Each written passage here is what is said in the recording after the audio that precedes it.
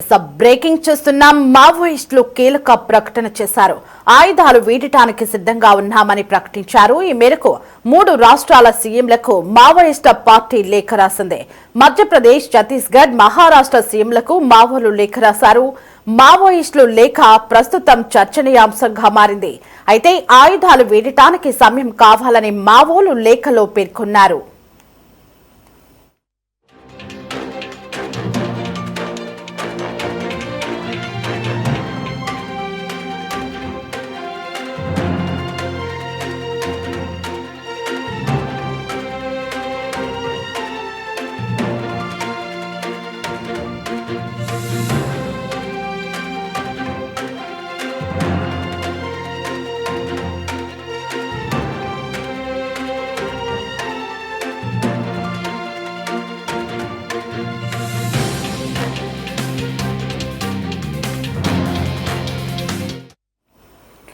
ఇటీవల వరుస ఎన్కౌంటర్లు, పలువురు మావోలు లొంగిపోవడం, పలువురు మావోయిస్టులు అరెస్ట్ అవుతున్న నేపథ్యంలో మావోలు చేసిన ఈ ప్రకటన కీలకంగా మారింది. అయితే కూంబింగ్లో నిలిపివేస్తే ఆయుధాలు వదిలేస్తామని, లేకపోతే తమ ఉద్యమం కొనసాగిస్తామని మావోలు స్పష్టం చేశారు.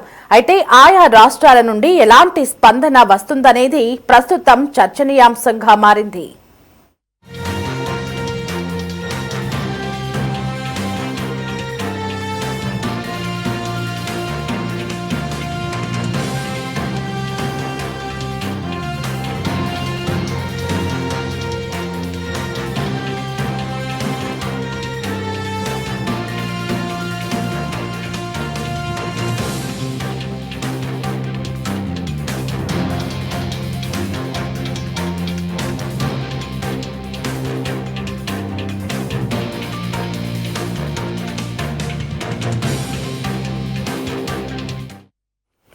మావోయిస్టులు కీలక ప్రకటన చేశారు. ఆయుధాలు వేయటానికి సిద్ధంగా ఉన్నామని ప్రకటించారు. ఈ మేరకు 3 రాష్ట్రాల సీఎంలకు మావోయిస్టు పార్టీ లేఖ రాసింది. మధ్యప్రదేశ్, ఛత్తీస్గఢ్, మహారాష్ట్ర సీఎంలకు మావోలు లేఖ రాశారు. మావోయిస్టుల లేఖ ప్రస్తుతం చర్చనీయాంశంగా మారింది. అయితే ఆయుధాలు వేయటానికి సమయం కావాలని మావోలు ఆ లేఖలో పేర్కొన్నారు.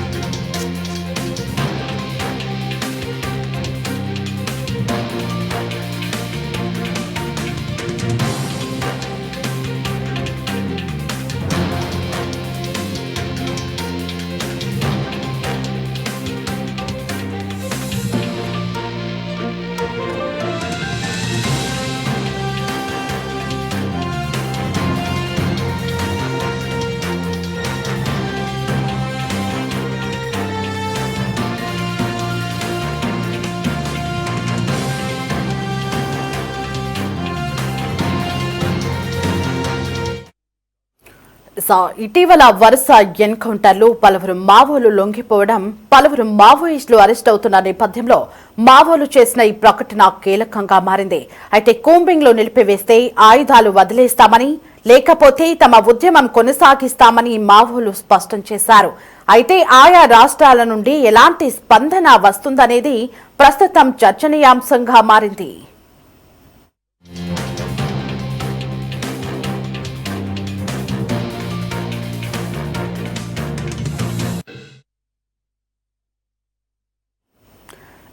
ఇదే అంశం గురించి మరింతగా మనతో చర్చించేందుకు పౌర హక్కుల సంఘం ఆంధ్రప్రదేశ్ ప్రధాన కార్యదర్శి చంద్రశేఖర్ అందుబాటులో ఉన్నారు. చంద్రశేఖర్ గారు, నమస్తే అండి. నమస్తే అండి, చెప్పండి. అయితే ఇటీవల వరుస ఎన్కౌంటర్ల నేపథ్యంలో ఈ రోజు దేశవ్యాప్తంగా కూడా మావోయిస్టులు అయితే నిరసనకి వారు పిలుపునిచ్చారు. ఈ నేపథ్యంలో ఈ రోజు మహారాష్ట్ర, ఛత్తీస్గఢ్ అలాగే ఇంకొక రాష్ట్రానికి కూడా సీఎంలకి సంబంధించి వారు లేఖనైతే విడుదల చేసినట్లుగా తెలుస్తోంది. కూంబింగ్ నిలిపివేస్తే వాళ్ళు లొంగిపోతాము, ఆయుధాలు అప్పగిస్తామంటూ కూడా వారు ఆ లేఖలో పేర్కొన్నట్లుగా తెలుస్తోంది. ఇది ఎంతవరకు నమ్మొచ్చు అంటారు? మీ అభిప్రాయం ఏంటి? ఒకవైపు వాళ్ళు బంద్కు పిలిపించారు, నిరసన తెలియజేస్తూ అని చెప్పి అన్న తర్వాత తిరిగి ఇట్లాంటి లేఖలు వచ్చాయంటే అది మాకైతే అనుమానాస్పదంగా ఉన్నాయి. ఆ లేఖ కరెక్ట్గా వాళ్ళ వైపు నుంచే వచ్చిందా కాదా అనేది అనుమానంగా ఉన్నాయి. ఎందుకంటే గతంలోనే వాళ్ళు మేము ఆయుధాలు పక్కన పెట్టి చర్చలు జరుపుతాము అని చెప్పేసి అన్నప్పుడు దానికి ప్రతిస్పందన ఎటువంటిది లేదు. అట్లనే వాళ్ళు కాల్పుల విరమణ చేస్తాము కాబట్టి చర్చలు జరపండి అన్నారు. అప్పుడు కూడా ప్రభుత్వం నుంచి ప్రతిస్పందన అయితే లేదు. వరుస ఎన్కౌంటర్లతో కాల్చి చంపుతూనే వస్తున్నారు డెడ్ లైన్ పెట్టి. కాబట్టి ఈ నేపథ్యంలో ఈ లెటరు అనేది కొద్దిగా అనుమానాస్పదంగానే ఉంది.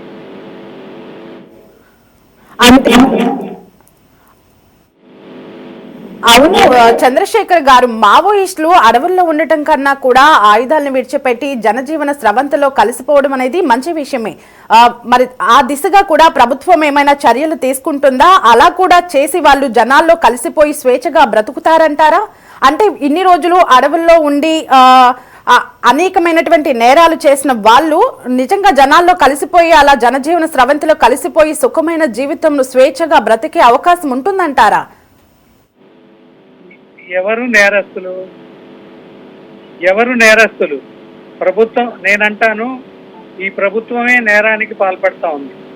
ఈ ప్రభుత్వం అడవుల్ని యథేచ్ఛగా మైనింగ్లకు ఇస్తూ, చట్టాలని ఉల్లంఘిస్తూ, వీసా చట్టం లేదు, లేకపోతే కనీసం ప్రజాభిప్రాయ సేకరణ అనేది లేకుండా దాదాపు 200 పైచిలకు ఎంఓయూలను కుదుర్చుకొని బడా కంపెనీలకి మైనింగ్ ఇస్తూ వాళ్ళ నేల కింద ఉండే భూమిని వాళ్ళకు కాకుండా చేస్తుంది, పర్యావరణాన్ని ధ్వంసం చేస్తూ ఉంది.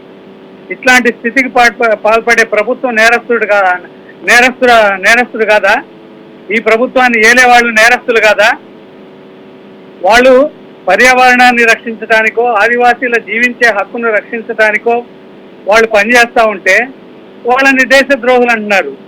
దేశాన్ని నిలువున అమ్మటానికి, తాకట్టు పెట్టడానికి ఒకప్పుడు విదేశీయుల్ని పారదోలినటువంటి భారతదేశంలో ఇతర దేశాల నుండి ఆయా ప్రభుత్వాల్ని రండి, మీరు మేము మైనింగ్లు ఇస్తాము, మీరు కంపెనీలు పెట్టుకుందరు కానీ అని చెప్పేసి ఇక్కడ యథేచ్ఛగా అమ్మకాలు చేసేటటువంటి వీళ్ళ దేశద్రోహులు. ఎవరు నేరం చేశారు? ఒకవేళ ఎవరు నేరం చేసినా, ప్రభుత్వం నేరం చేసినా, మావోయిస్టులు నేరం చేసినా చట్ట ప్రకారం మాత్రమే వాళ్ళ మీద చర్య తీసుకోవాలి. భారత రాజ్యాంగం మీద ప్రమాణం చేసినటువంటి అమిత్ షా కావచ్చు, లేదా మోడీ కావచ్చు, చంద్రబాబు కావచ్చు, ఎవరైనా కావచ్చు, ఆ ప్రమాణాలు ఏమైనాయి? మీరు వాళ్ళని ఎందుకు నేరస్తులుగా ప్రభుత్వం అనగానే మీరు కూడా నేరస్తులు అంటున్నారు? ఎవరు నేరం చేస్తున్నారు? అది కాదు చంద్రశేఖర్ గారు, వాళ్ళు అక్కడుండి సాధించాలనుకున్న హక్కులు జనజీవన స్రవంతిలో ఉండి కూడా సాధించవచ్చు కదా. వాళ్ళు ఎక్కడ ఉండి ఏం సాధించాలో తెలుసండి. కనీసం హెడ్మా తల్లిని మీరు చూసుంటారు, అతని ఇంటిని చూసుంటారు. వాళ్ళు దేనికోసం, ఎవరి కోసం పనిచేస్తున్నారు? ఆమెకు ఒంటి నిండా కప్పుకోవడానికి బట్ట కూడా లేదు. ముసలి ఆమెకు 60 ఏళ్ళు పైన ఉన్నాయి. ఆమె ఇల్లు ఒక పాక. వాళ్ళని కట్టెలు గొడుగేసుకొని వేలాది మంది ప్రజలతో ఊరేగింపు తీసినటువంటి వాళ్ళు ఏమి సంపాదించారు? ప్రజల కోసం పనిచేసిన వాళ్ళు ఆ ప్రజల సానుభూతి తప్ప వాళ్ళు ఏమన్నా స్థిరాస్తులు సంపాదించారా, లేదా చరాస్తులు సంపాదించారా? వాళ్ళు ఎందుకు దేశద్రోహులు అవుతారు? దేశం కోసం పనిచేసే వాళ్ళని, ప్రజల్ని ప్రేమించే వాళ్ళని దేశద్రోహులు అని చెప్పేసి ప్రభుత్వం అంటుందని చెప్పేసి మీడియా కూడా మాట్లాడుతూ ఉంది. Is it correct? సార్, అంటే వరుసగా ఎన్కౌంటర్లు జరుగుతున్నాయి, కీలక నేతలందరూ కూడా ఎన్కౌంటర్లో హతమవుతున్న నేపథ్యంలోనే భయపడి వాళ్ళు ఈ డెసిషన్ తీసుకుని లొంగిపోవాలని నిర్ణయం తీసుకున్నారు అనుకుంటున్నారు అందరూ కూడా. మరి దాన్ని మీరు ఏకీభవిస్తారా? ఎవరి రాజకీయ అభిప్రాయాల్ని ఎవరు శాసించకూడదు, ఎవరు నిర్దేశించకూడదు, ఎవరు కూడా ప్రభావితం చేయకూడదు. పని చేయగలిగిన వాళ్ళు పని చేస్తారు, పని చేయని వాళ్ళు బయటకు వస్తారు, బయటకు వచ్చిన వాళ్ళు వాళ్ళు ఇష్టం వచ్చిన రాజకీయ పార్టీలో చేరచ్చు, బీజేపీలో చేరచ్చు, కాంగ్రెస్లో చేరచ్చు, లేదా తెలుగుదేశంలో చేరచ్చు, జనసేనలో చేరచ్చు, ఏ పార్టీలో అయినా చేరచ్చు. అది వాళ్ళ రాజకీయ అభిప్రాయాలు మార్చుకునే హక్కు వాళ్ళకుంది. ఈ భారత రాజ్యాంగం కల్పించింది కాబట్టి అది వారి ఇష్టం. వాళ్ళు నిజంగా బయటకు వచ్చి పనిచేస్తాను అని అంటే బయట వాతావరణం ఎట్లుంది? నేను ఒక పౌర హక్కుల సంఘం రాష్ట్ర ప్రధాన కార్యదర్శిగా నాకు అనిపిస్తుంది ఏంటంటే, బయట అడవిలో కంటే, అడవిలోని క్రూరమృగాల కంటే కూడా దుర్మార్గమైన రాజకీయ నాయకులు, రాజకీయ పార్టీలు బయట ప్రపంచంలో ఉన్నాయి. వీళ్ళు ఎమ్మెల్యేలను గుత్తగుంపగా కొనుగోలు చేస్తారు, ఓట్ల చోరీ చేస్తారు, నోట్బందీ అని చెప్పి చేస్తారు. వీళ్ళు చేసే ప్రభుత్వ విధానాల వల్ల వేలాది మంది, లక్షలాది మంది ప్రజలు చనిపోతా ఉన్నారు. కాబట్టి మీరు బయటికి రండి, అక్కడ ఉండేది మనుషులే, ఇక్కడ ఉండేది మనుషులే, ఎక్కడ పని చేయాలనేది వాళ్ళు నిర్ణయించుకుంటారు. Right, thanks for the participation Chandrasekhar garu. Okay, thank you.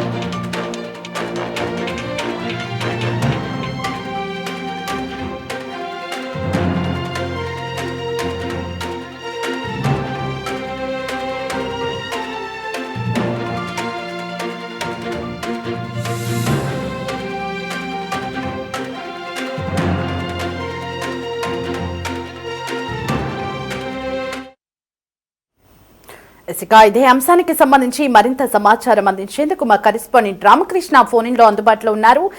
Ramakrishna, ఈ రోజు మావోయిస్టులు భారత్ బంద్ కి పిలుపునిచ్చిన నేపథ్యంలో వరుసగా ఎన్కౌంటర్లు జరుగుతూనే ఉన్నాయి. అయితే ఈ నేపథ్యంలో 3 రాష్ట్రాల సీఎంలకు వారు లేఖనైతే విడుదల చేసినట్లుగా తెలుస్తోంది. కూంబింగ్ నిలిపివేస్తే వారు లొంగిపోతామని, ఆయుధాలు అప్పగిస్తామంటూ కూడా ఆ లేఖలో అయితే వారు పేర్కొనడం జరుగుతోంది. అయితే ఇప్పుడే మనం ఆంధ్రప్రదేశ్ పౌర హక్కుల ప్రధాన కార్యదర్శి చంద్రశేఖర్ గారితో మాట్లాడాము. అయితే వాళ్ళు నేరస్తులు కాదు, ప్రభుత్వ అధికారులే నేరస్తులు అంటూ కూడా వారు చేస్తుంది కరెక్ట్ అంటూ కూడా ఆయన వారికి సపోర్ట్ చేస్తూ మాట్లాడుతూ వస్తున్నారు. మరి ఈ లేఖ ఎంతవరకు వాస్తవం నమ్మొచ్చు? నిజంగానే మావోయిస్టులు విడుదల చేసిన లేఖేనా, లేకపోతే మరెవరో విడుదల చేశారా? దీనికి సంబంధించి మీ వద్ద ఉన్న వివరాలేంటి? దేవి, ఆయుధ విరమణ మీద మావోయిస్టులు ఒక సంచలన ప్రకటన చేశారని చెప్పుకోవాలి. ఆయుధాలు వేడేందుకు సిద్ధంగా ఉన్నామని మావోయిస్టులు ఒక లేఖనైతే విడుదల చేశారు. ఆ మేరకు 3 రాష్ట్రాల ముఖ్యమంత్రులు కూడా ఒక లేఖను మావోయిస్టులు రాశారు. అయితే ఈ లేఖ మీద ప్రస్తుతం అనే చర్చ కూడా జరుగుతుంది. అసలు ఈ లేఖను మావోయిస్టులే విడుదల చేశారా, లేదంటే పోలీసులే మావోయిస్టుల ముసుగులో ఈ లేఖను బయటకు వదిలారా అన్న దాని మీద కూడా ఒక చర్చ అయితే జరుగుతోంది. కొద్దిసేపటి క్రితం పౌర హక్కుల నేత చంద్రశేఖర్ కూడా ఈ లేఖ మావోయిస్టులు విడుదల చేశారన్న దానికి పూర్తి ఆధారాలు లేవన్నటువంటి అభిప్రాయాన్ని కూడా ఆయన వ్యక్తం చేశారు. చేశారు. అయితే ఏదేమైనప్పటికీ కూడా ఆపరేషన్ కగార్లో భాగంగా 3 రాష్ట్రాల్లో కూడా కూంబింగ్ ఆపరేషన్ నిలిపివేస్తే ఆయుధ విరమణ తేదీని ప్రకటిస్తామని ఈ 3 రాష్ట్రాలకు సంబంధించినటువంటి ముఖ్యమంత్రులకు రాసినటువంటి లేఖలో అయితే పేర్కొనడం జరిగింది. దీంతో అసలు సర్వత్రా ఒక ఉత్కంఠ అయితే నెలకొన్నటువంటి పరిస్థితి అయితే ఉంది. మరి దీని మీద ఈ 3 రాష్ట్రాలకు సంబంధించినటువంటి ముఖ్యమంత్రులు ఎలా స్పందించబోతా ఉన్నారు, అలాగే మరి ఈ ముఖ్యమంత్రులు కేంద్రం దృష్టికి కూడా తీసుకెళ్తే మరి కేంద్ర ప్రభుత్వం ఏ విధంగా స్పందిస్తుంది అనే దాని మీద అయితే ప్రస్తుతం అయితే ఒక చర్చ అయితే జరుగుతున్నటువంటి పరిస్థితి అయితే కనిపిస్తా ఉంది.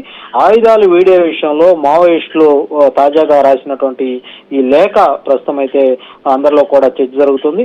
అటు మహారాష్ట్ర, మధ్యప్రదేశ్, ఛత్తీస్గఢ్ రాష్ట్రాల ముఖ్యమంత్రులకు ఈ లేఖలను అయితే పంపించడం జరిగిందని మనకు సమాచారం అయితే ఉంటుంది. మావోయిస్టు ప్రతినిధి పేరుతో ఈ సీమలకు లేఖ అయితే పంపినట్లు తెలుస్తా ఉంది.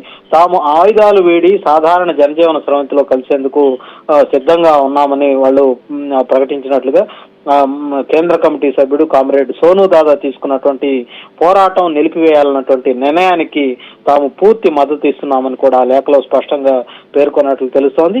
మావోయిస్టు ప్రతినిధులు ఆయుధాలు విడిచిపెట్టి ప్రభుత్వ పునరావాస పథకాలను పొందాలని కూడా కోరుకుంటున్నట్లు కూడా వాళ్ళు ఈ లేఖ ద్వారా తమ యొక్క సమ్మతిని తెలియజేసినట్లుగా కూడా అందులో ఉన్నటువంటి సారాంశం బట్టి అర్థమవుతోంది. ఈ లేఖలో మావోయిస్టులు ఎంఎంసి జోన్ లో ఉన్నటువంటి ఆంధ్ర, ఒరిస్సా జోన్ లో ఉన్నటువంటి మావోయిస్టులందరూ సామూహికంగా లొంగిపోతారు. ఎప్పటి నుంచి ఆపరేషన్ కూంబింగ్ నిలిపివేస్తారో అప్పుడే తాము కూడా ఈ ఆయుధాలను వేడతామని కూడా చాలా స్పష్టంగా చెప్పినట్లు తెలుస్తుంది. వెంటనే ఆయుధాల విరమణ తేదీని కూడా ప్రకటిస్తామని వాళ్ళు ఆ లేఖలో పేర్కొనడం జరిగింది. మావోయిస్టులు ఈ కీలక నిర్ణయం మీద సమిష్టి నిర్ణయానికి రావడానికి కొంత సమయాన్ని అయితే ఇవ్వాలని కూడా వాళ్ళు కోరినట్లు స్పష్టమవుతోంది. ఈ నిర్ణయాన్ని పూర్తిగా అమలు చేయడానికి ఫిబ్రవరి 15, 2026 వరకు కూడా సమయం ఇవ్వాలని వారు ప్రభుత్వాలను అభ్యర్థించినట్లుగా కూడా తెలుస్తోంది. ఈ విజ్ఞప్తి వెనుక ఎలాంటి ఉద్దేశం ఉంది, అంతర్గతంగా ఏం చర్చించుకోవటానికన్న దాని మీద ఒక చర్చ అయితే ప్రస్తుతం అయితే జరుగుతుంది. అయితే ఈ ఆపరేషన్ కగార్ కొనసాగుతున్నటువంటి నేపథ్యంలో మావోయిస్టుల అభ్యర్థనను మరి ప్రభుత్వాలు ఏ విధంగా సేకరిస్తాయనేది ప్రస్తుతం అయితే ఆసక్తికరంగా మారింది. మావోయిస్టుల ప్రతిపాదనను స్వాగతిస్తారా, లేదంటే ప్రభుత్వం ఏం చేయబోతోంది, నెక్స్ట్ స్టెప్ ఏం తీసుకోబోతుంది అనేది ప్రస్తుతం అయితే చర్చ జరుగుతూ ఉంది.